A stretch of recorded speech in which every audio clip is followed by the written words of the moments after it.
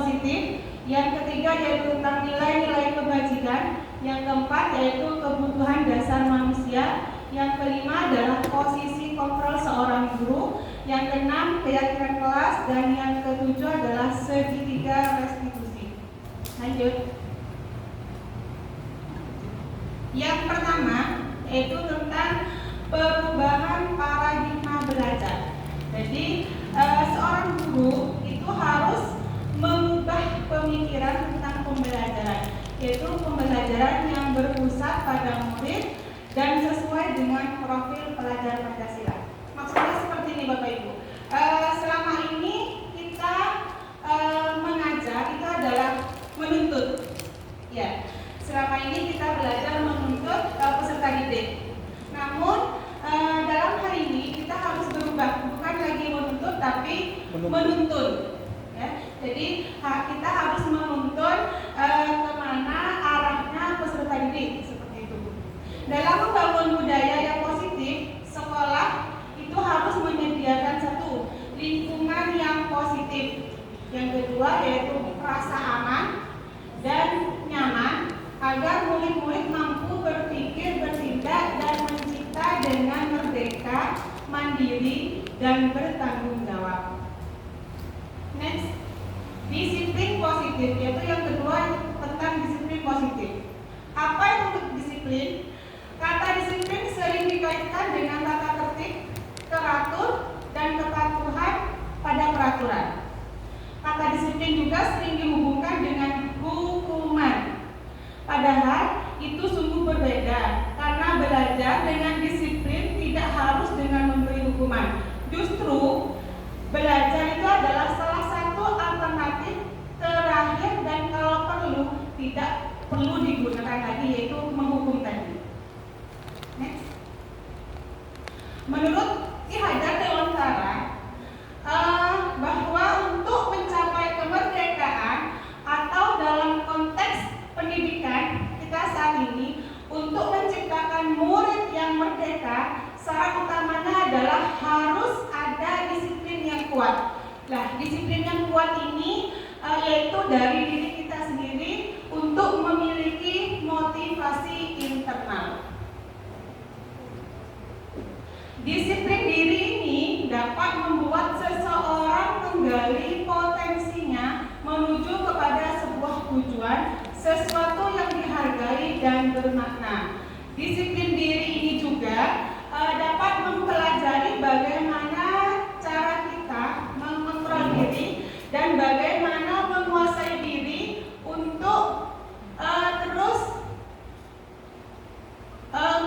melakukan perbuatan-perbuatan yang baik.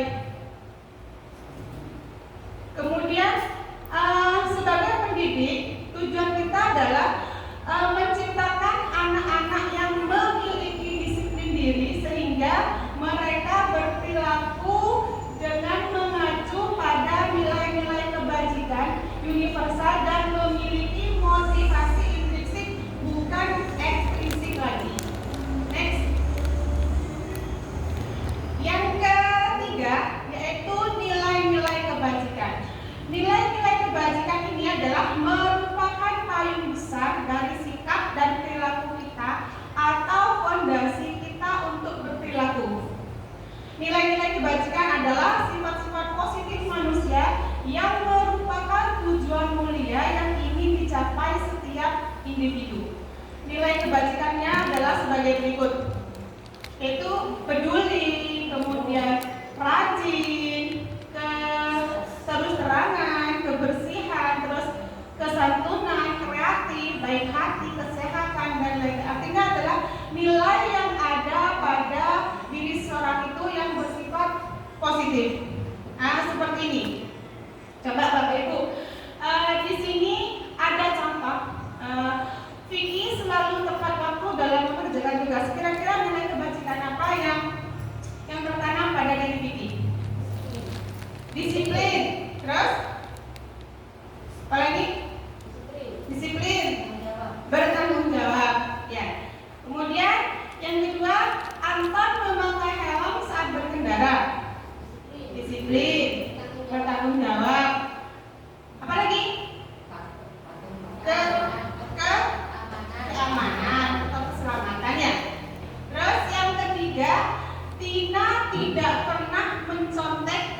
ulangan. Jujur. Terus mandiri, bertanggung jawab. Ya, jadi itulah nilai-nilai kebajikan yang harus kita tanamkan pada diri peserta didik. Lanjut. Nah, yang keempat yaitu tentang kebutuhan dasar manusia. Kita sebagai manusia, Bapak Ibu, pastilah ada kebutuhan yang harus kita penuhi. Semua yang kita lakukan itu adalah usaha terbaik kita untuk mendapatkan apa yang kita inginkan, apa yang kita harapkan. Jadi kita akan berusaha untuk memenuhi itu. Ketika kita mendapatkan apa yang kita inginkan, sebetulnya saat itulah kita sedang memenuhi satu atau lebih dari satu kebutuhan dasar manusia. Yaitu kebutuhan dasar manusia yang pertama itu adalah penguasaan. Artinya seseorang itu akan berada pada posisi untuk butuh penguasaan. Yang kedua, kasih sayang dan rasa yang diterima. Yang ketiga yaitu kesenangan. Yang keempat, kebebasan dan bertahan hidup. Next. Nah, ini di sini ada kasus, Bapak Ibu. Di sini ada kasus Ibu Ani, guru kelas 5 di SD, ini sedang bingung menghadapi ulah salah satu murid di kelasnya, yaitu yang bernama Agus. Beberapa anak telah datang dan mengeluhkan bahwa Agus ini seringkali meminta bekal makan siang mereka dengan paksa. Jika Anda ya menghadapi situasi seperti ini, kira-kira apa yang dilakukan dan alasan Agus melakukan hal ini? Ya, kira-kira mungkin adakah yang mau memberikan tanggapan? Apa? Agus melakukan seperti itu karena kebutuhan dasarnya untuk bertahan hidup mungkin tidak terpenuhi. Yang lain? Yang lain? Pak Tasir mungkin mau beri tanggapan dari kasus ini? Sama. Hanya bertahan hidup kan?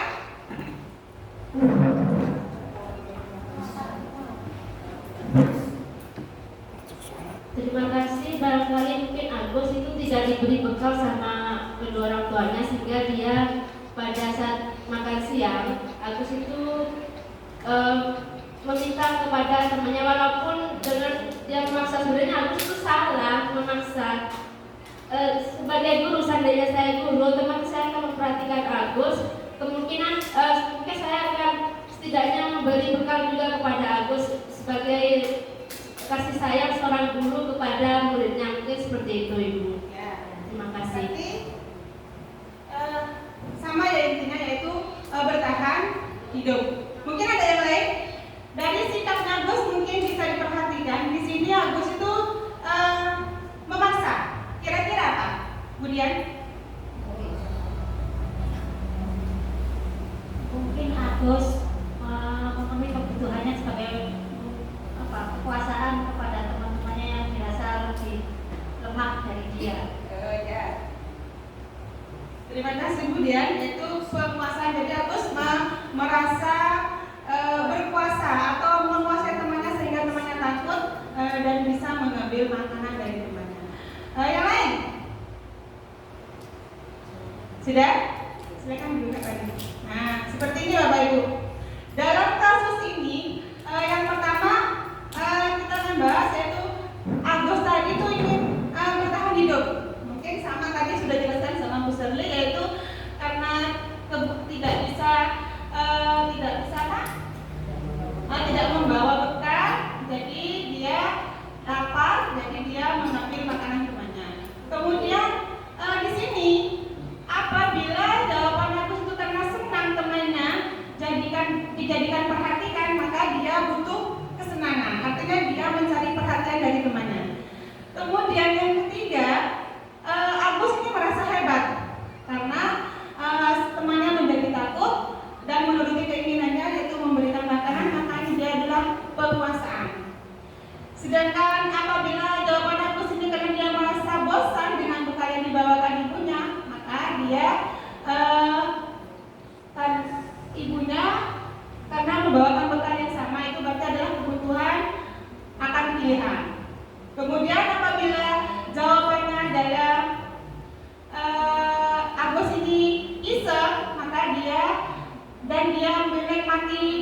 mengamati ekspresi wajah temannya, maka itu dia dengan cara mengambil makanan dari temannya. Next, ya, yang berikutnya yaitu posisi kontrol guru. Jadi seorang guru itu menurut Diane Gonsen adalah bukunya, yaitu bahwa guru itu perlu meninjau kembali penerapan disiplin dalam ruang-ruang kelas mereka selama ini. Apakah sudah efektif? Apakah sudah berpusat pada murid? Apakah sudah merdeka murid-murid kita? Dan apakah sudah mandiri murid kita? Bagaimana dan mengapa? Melalui serangkaian riset inilah makanya disimpulkan adanya 5 posisi kontrol yang harus diterapkan oleh seorang guru. Antaranya yaitu penghukum. Yang kedua, pembuat orang merasa bersalah. Yang ketiga, sebagai teman. Yang keempat adalah pemantau, dan yang kelima adalah manajer. Next. Yang pertama kita bahas adalah penghukum.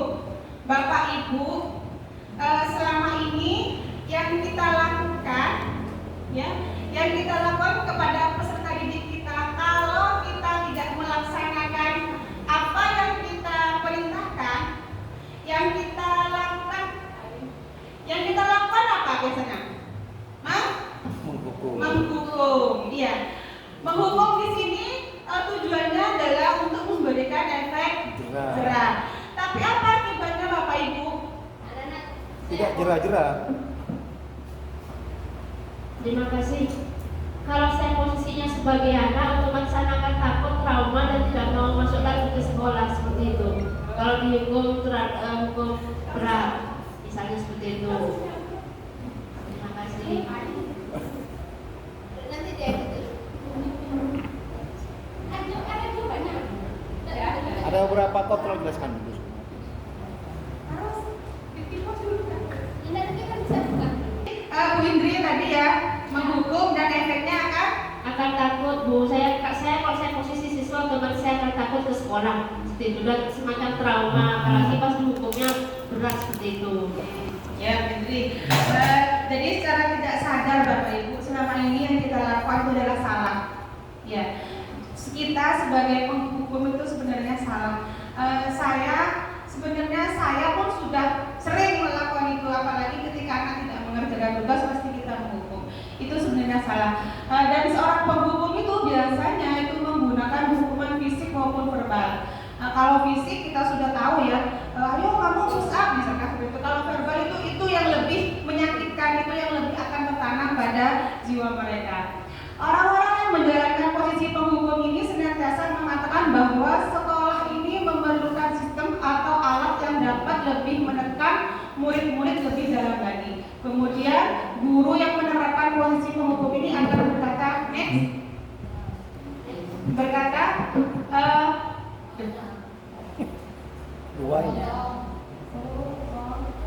ya, rasa bersalah, ya. Membuat rasa bersalah ini akan menggunakan keheningan yang membuat orang lain merasa tidak nyaman, bersalah, atau rendah diri. Di posisi ini, murid akan memiliki perilaku diri yang buruk tentang dirinya sendiri. Murid merasa tidak berharga dan telah mengecewakan orang-orang yang disayanginya. Jadi mereka merasa dikucilkan, mereka merasa sendirian seperti itu. Next. Yang ketiga yaitu sebagai teman. Nah, ini biasanya sering kita lakukan. Guru pada posisi ini tidak akan menyakiti murid, namun akan tetap berupaya mengontrol murid melalui persuasi. Posisi teman pada guru ini bisa negatif maupun positif. Positifnya di sini berupa hubungan baik yang terjalin antara guru dan murid. Sedangkan guru di posisi teman ini menggunakan hubungan baik dan humor untuk mempengaruhi seseorang. Kira-kira negatifnya seperti apa ya? Saya, Bu. Oh, siap. Seandainya saya kan sebagai guru, kemudian memposisikan siswa itu sebagai teman. Menurut saya kalau negatifnya siswa tersebut itu akan kurang ajar atau latah gitu sebenarnya. ya. Kayak apa bahasa Indonesianya latah itu? Tidak sopan. Tidak sopan sama kita, kita dianggap temennya padahal kita itu adalah gurunya seperti itu. Ya. Itu mungkin sisi negatifnya. Mungkin ada salah apa lagi, mungkin sisi negatif? Bisa atau saya Positifnya mana? Positifnya? Positifnya. Silakan Bu Ina. Sisi negatif dari kita sebagai teman untuk guru.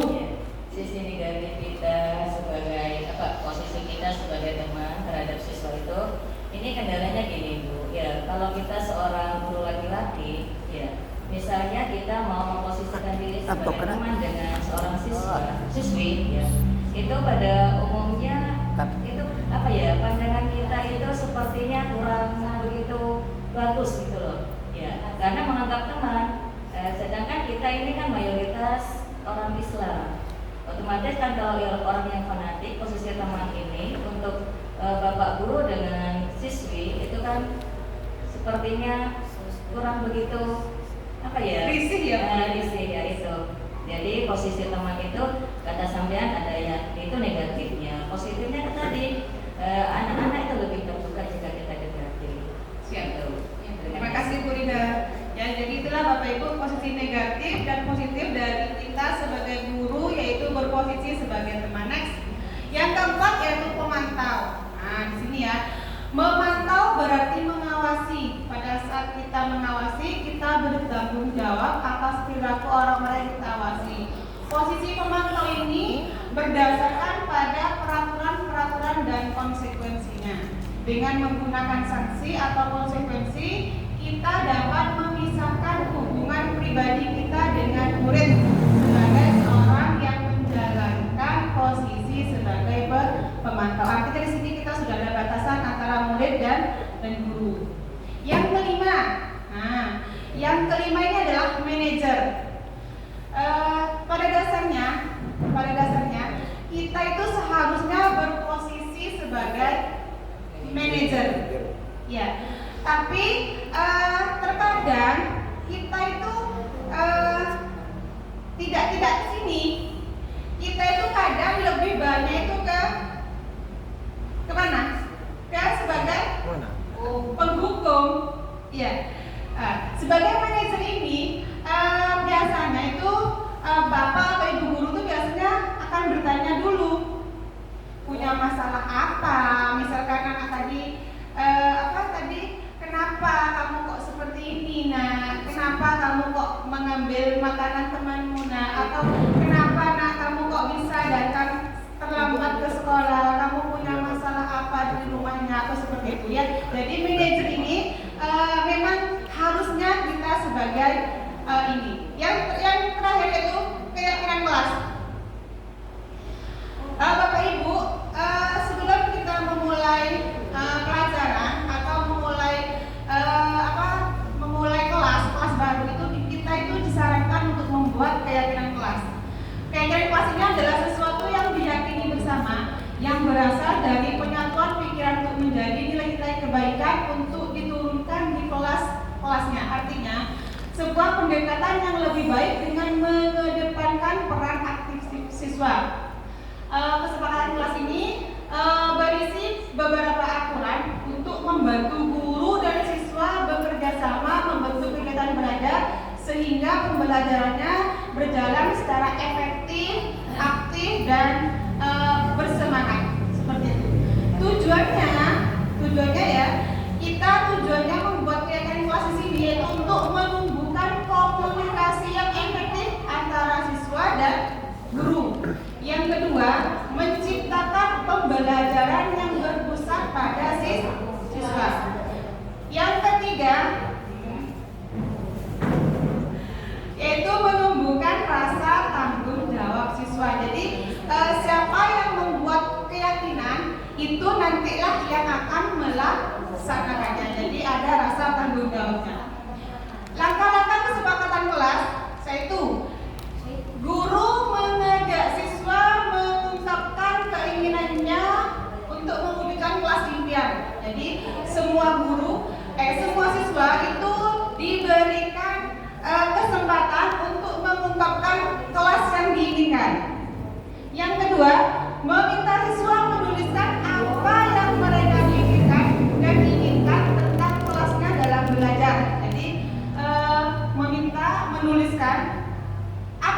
maunya untuk kelas kalian supaya kalian nanti belajarnya lebih aktif lagi. Yang ketiga, siswa menuliskan tentang kelas impian mereka. Yang keempat, hal-hal yang ditulis tadi dibaca satu persatu dengan bantuan siswa, kemudian disepakati sebagai keyakinan kelas. Posisi budaya positif yang terakhir yaitu tentang segitiga restitusi. Segitiga di sini, segitiga restitusi ini yaitu yang pertama adalah next. Yang pertama adalah menstabilkan identitas.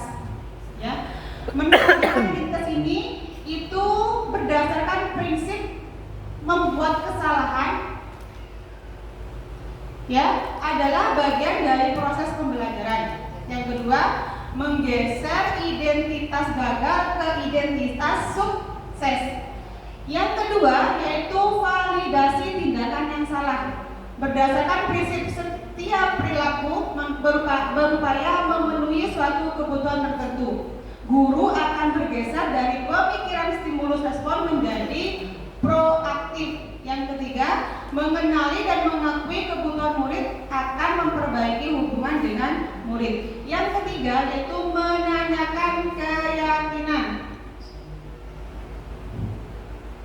Ya, murid akan diberi pertanyaan yang bermakna untuk memunculkan motivasi intrinsik. Yang kedua, mampu mengaitkan keyakinan dengan tindakan yang salah. Next. Nah, yang pertama yaitu menstabilkan identitas. Biasanya tahap ini yaitu guru memberi ruang kepada siswa untuk menceritakan masalahnya dan merespon dengan kasih sayang, kebaikan, empati, dan toleran sehingga siswa mau dan mampu menyadari dan merefleksi kesalahannya. Jika hal tersebut salah, maka akan kebutuhan dasar mereka yang tidak terpenuhi. Pertanyaan yang sering muncul yaitu pertanyaannya biasanya seperti ini Bapak Ibu. Tidak ada manusia yang sempurna, nak. Kemudian atau ibu juga pernah melakukan kesalahan yang sama, atau bagaimana cara kita menyelesaikan masalah ini, atau Bapak Ibu tidak tertarik mencari siapa yang salah dan siapa yang benar, tapi Bapak Ibu di sini mencari solusi terhadap masalah seperti ini. Jadi pertanyaannya seperti itu biar emosi anak tadi itu stabil, ya, dan bisa mau bercerita. Yang kedua, memvalidasi tindakan yang salah. Pada tahap ini kita menuntut siswa untuk berpikir, menganalisis mengenai tindakan apakah benar atau salah. Pada tahap ini guru menanyakan alasan tindakan indisipliner serta identifikasi kebutuhan dasar yang menjadi motif perilaku penyimpanannya agar menemukan cara-cara yang paling efektif untuk memenuhi kebutuhan tersebut. Next. Ya, next. Nah, ini adalah contoh-contoh pertanyaan dari validasi tindakan yang salah. Misalnya, untung kamu tidak melakukan yang lebih buruk lagi.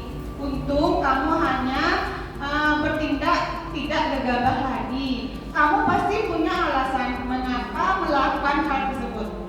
Next. Nah, yang ketiga yaitu menanyakan keyakinan. Ya, teori ini termotivasi secara internal. Ya, dari tahap 1 dan 2 tadi, maka siswa akan siap dihubungkan dengan nilai-nilai yang dia percaya dan berpindah menjadi orang yang diinginkan. Tahap ini juga guru memberi kesempatan pada siswa untuk mencari dan memikirkan solusi terbaik atas masalah yang ditimbulkannya. Biasanya pertanyaannya seperti ini Bapak Ibu. Apakah kamu meyakini bahwa yang kamu lakukan itu penting buat kamu?